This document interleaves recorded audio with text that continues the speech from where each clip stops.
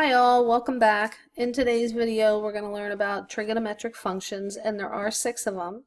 But before we do that, let's talk about what a trig function actually represents.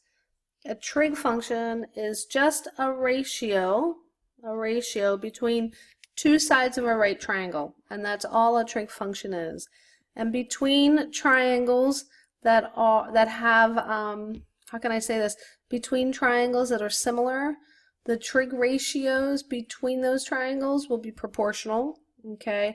Meaning that any 30-degree angle or any 60-degree angle or two equal angles will always have the same trig ratio, okay? The numbers might be, different, but if you take the ratio of the sides, the ratios of the sides will be equal. So let's talk first about how do you calculate the trigonometric functions, all 6 of them. Well, first, we are going to draw an angle in standard position. And remember, standard position means that the initial side is always drawn on the x-axis.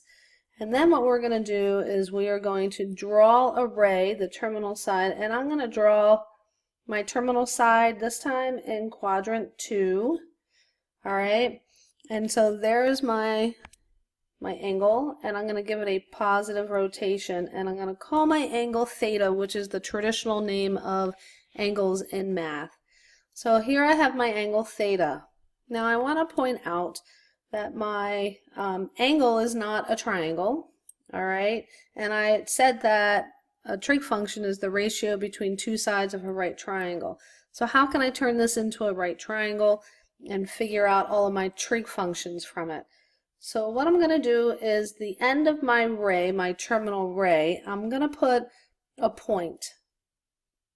And I'm going to label it point P, and it's going to have an X and a Y for its coordinate. And to make the right triangle, you always draw a line to your x-axis from your point P. It doesn't matter which quadrant your terminal side is in, you will always draw a vertical line from your point P, which is the end of your terminal side of your angle, down or up to the x-axis. And once you do that, it's fairly easy to see that the distance from the origin to the vertical line along the x-axis is your x-coordinate. In quadrant 2, that x value is going to be negative, and then the distance from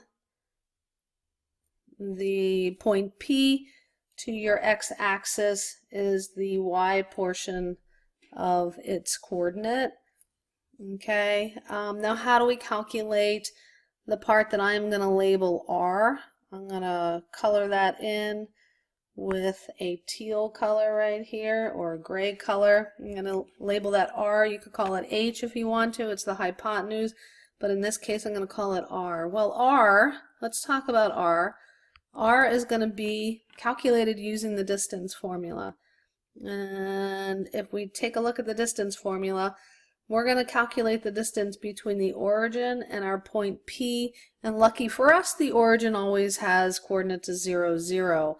So R will always be x minus 0 squared plus y minus 0 squared. Okay, and we can simplify that as x squared minus or plus y squared, and that's what R equals. And because we're taking the square root of x squared plus y squared, R is always not going to have any sign besides a positive sign. So R is always going to be positive. So let me make a note here. Always positive.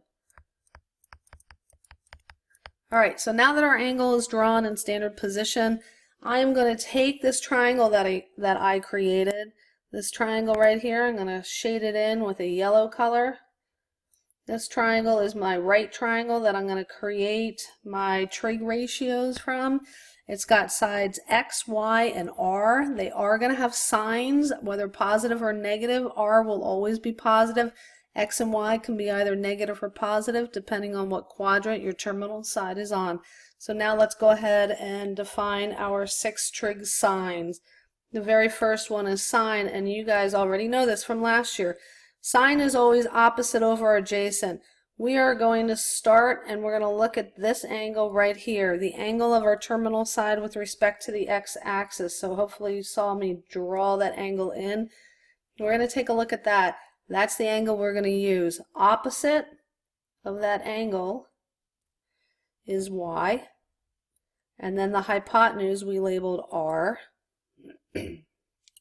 For cosine, we're looking at adjacent, which is x, over our hypotenuse r.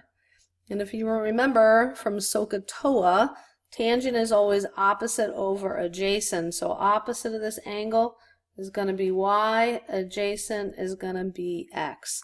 So opposite over adjacent, y over x. All right, so now let's talk about cosecant, secant, and cotangent. I have them lined up in this particular way, and I'm going to draw lines between my trig functions because the pairs that are together are related. So let's talk about how they're related. Cosecant is just the reciprocal of sine. So instead of y over r, it is r over y. Secant is the reciprocal of cosine. So instead of x over r, it is r over x. And then cotangent is the reciprocal of tangent. So instead of y over x, it's x over y. Okay, guys, I want you to, the video is over for this section. I want you to pause or look at the last screen. Take your notes because we're going to use these definitions in our next video.